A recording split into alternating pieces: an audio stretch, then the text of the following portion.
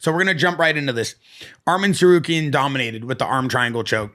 He called out Ilia Topuria, for January. He is the clear number one contender. Yeah. Does the UFC have to make this happen, or do you think they still feed Ilia, Gaethje, or Paddy Pimblett? No, there's no way. The only fight for Topuria has got to be Arman. People forgot how good Arman was, right? Because he couldn't make weight. He hurt his back, didn't get to fight Islam like he was hoping to do. And people were giving him shit for it, that he was like pulling out of a fight. And that's why I was telling him, look, you got to fight and remind everyone how good you are. Because if you go that long without fighting, they forget. It's easy. Like, there's fights every week and they're going to forget about you. You're not in the tabloids. You can only talk so much shit. You got to get out there and prove it. Right. And so I'm so glad he went out there and fought someone tough like Hooker as well too. I mean, I trained a lot with Hooker. I'm a fan of Hooker. He's a great fighter, but Arman just made it look easy, man. He's too strong for him, very well rounded, stayed out of danger on his feet. Something that people don't give Arman enough credit for is how smart he is, the way he fights. He never puts himself in that much danger, right? When he's on his feet, he's got good distance control. His boxing, his power is great.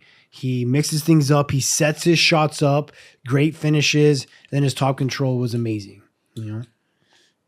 How significant was the level of control you think Tsarukyans showed against Hooker? Like over 6 minutes of control, in the 9 minutes of the fight. And what does that say about this matchup against maybe, Topuria? Yeah, Hooker didn't show one chance of getting a submission. There's once Arman had control of him, that was it, right? A little bit of a mistake on Hooker's part to not create scrambles and get in your guard. You cannot do jiu-jitsu for MMA. Yes, you can catch someone in a scramble. You can especially in today's age, everyone's too good at it, right? So catch an armbar or a triangle throughout a scramble or catch someone's back, that's different. But sitting in your guard and trying to go for something is just, you can't do it. You got to create a scramble. You got to get someone to try to take your back. You scramble out of it. And that was a bad decision by Hooker, but it was also the combination of how great Arman was on top. And Arman's not going to lay and pray. You can see this in this fight. Yeah, Arman's looking to take your head off. He's throwing elbows on top. He's sitting in mount. He's punching you. He's very aggressive. He's looking to put you out when he's on top. And fans got to love that, right? Especially at today's age and some of the fights we're seeing and the grappling and how boring it gets. Arman's not playing that game. He's looking to put his elbow through your face. We saw a lot of the videos going viral on the internet of Arman and his training partner, Nina Drama, here at the JAXXON Media House when he was doing the head and neck circles. And we saw finally that pay off because multiple times he was almost caught in a guillotine and he was able to pull off the head and neck circle. What do you think about that, TJ? It's a great technique to get out of a guillotine. I got pretty good at that because I trained. What's the definition of that? What is that called? I don't know. It's just like a roll.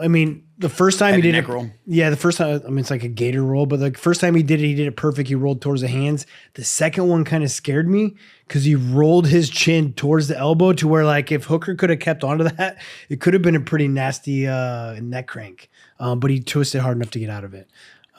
We did a podcast last week with Along Goes, and Along Goes was telling me that one of the craziest guys he ever went against, and Along Goes jiu-jitsu is high level as it comes, was Frank Shamrock.